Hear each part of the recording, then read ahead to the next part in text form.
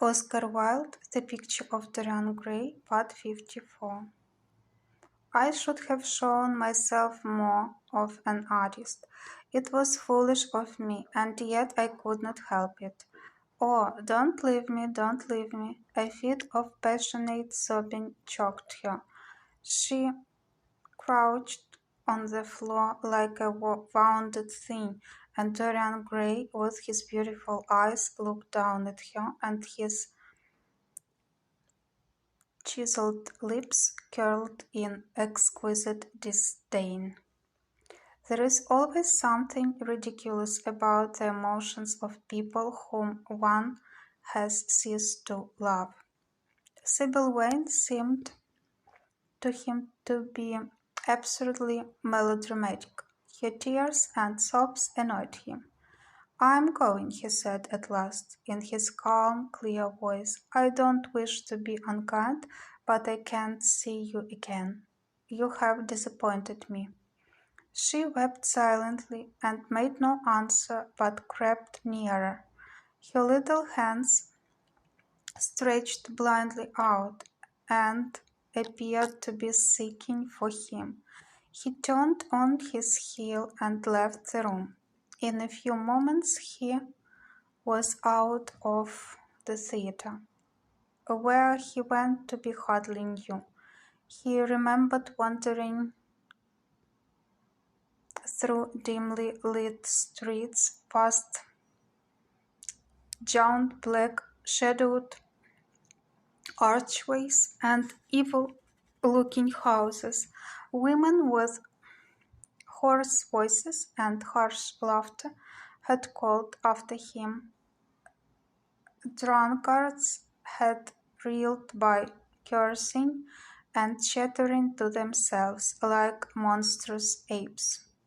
He had seen grotesque children huddled upon doorsteps, and heard shrieks and oaths from gloomy courts. As the dawn was just breaking, he found himself close to Covent Garden.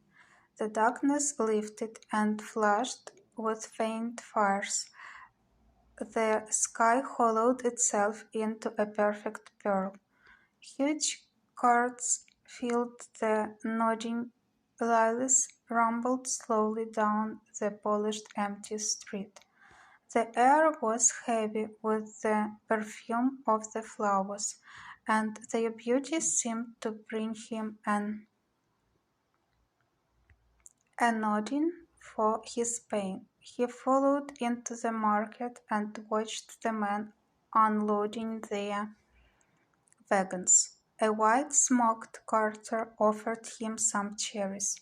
He thanked him and wondered why he refused to accept any money for them, and began to eat them listlessly. They had been plucked at midnight, and the coldness of the moon had entered into them. A long line of boys carrying crates of striped tulips and of yellow and red roses defiled in front of him, threading their way through the huge jade green piles of vegetables. Under the portico, with its grey sun-bleached pillars,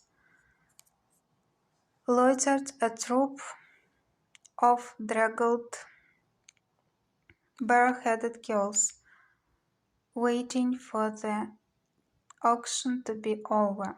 Others crowded round the swinging doors of the coffee house in the piazza.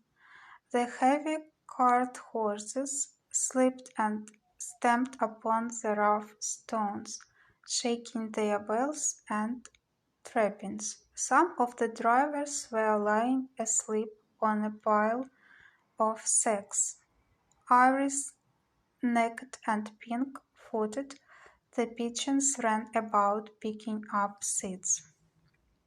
After a little while he hailed a hansom and drove home. For a